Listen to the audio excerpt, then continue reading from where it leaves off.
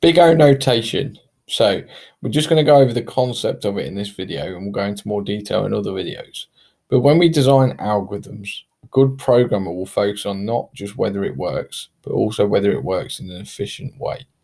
Now, to judge efficiency, you need to look at two things. You need to look at time, so the time it takes, and the space complexity. So time and space complexity. Space complexity means how much memory it used. So if you're comparing two algorithms, you're thinking how long do they take to run and how much memory is required compared to others. Now, big O notation will represent the complexity of an algorithm in a function.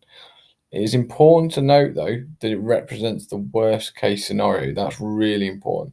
So when you're ever looking at an algorithm and you're looking at its big O notation, it is the worst case scenario of that algorithm. So it's the worst form of it running with the worst data set it can. What's the longest it could take? What's the most memory it could use? So the key consideration when working out the complexity of the algorithm is its input size. It's often called problem size. And it's the number of parameters that the algorithm is working on, and it's referred to as n.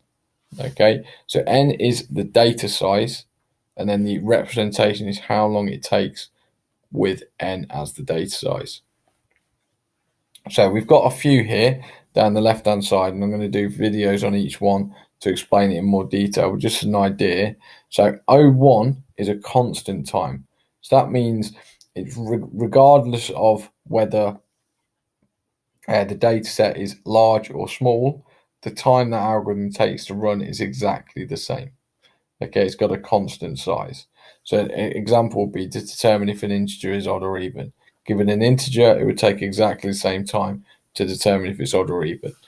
Linear time is the time it takes is going to be linear in accordance with the data size itself. So if it's one item of data, it will take a certain time. If it's 10 items of data, it will take 10 times as long as if it was one item of data. That's linear time. Logarithmic time is like a binary search. So as the data size grows, the time reduces it's obviously the time does grow, but it's not in relation to the size of the data. So as a binary search gets bigger, it's actually a logarithmic relationship with that data in terms of the time it's taking. Bubble sort is a polynomial time.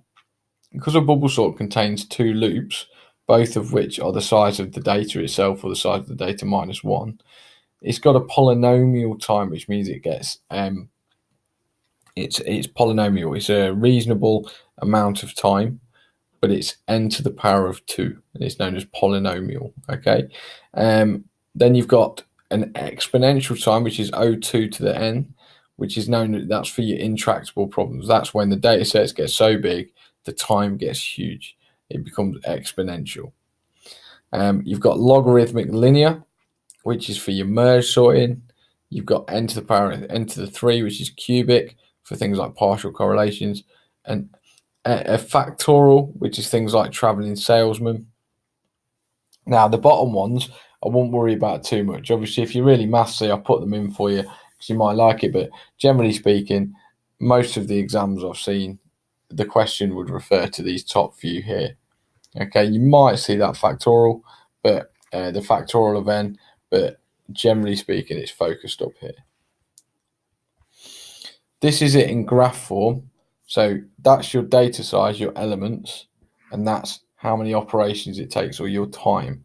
So you can see O to the 1 would be a constant size, constant line. You've got O to the log n, which is here. Okay, you've got O to the n to the 2, which is your bubble sort. You can see it's bubble sort. As the size of the data grows, the time becomes exponential. Or polynomial, that one is, sorry, exponentials, that one. And then you've got what's purple, n log n. Green, you've got n, so that it grows in relation. That's your linear search. So as like, let's say here, 10 takes that time, whatever that is. And then let's say 50 takes that time. That's 5 times as long as 10 does. Okay, so that's big O as a concept. But like I say, we'll make separate videos on some of the more famous ones.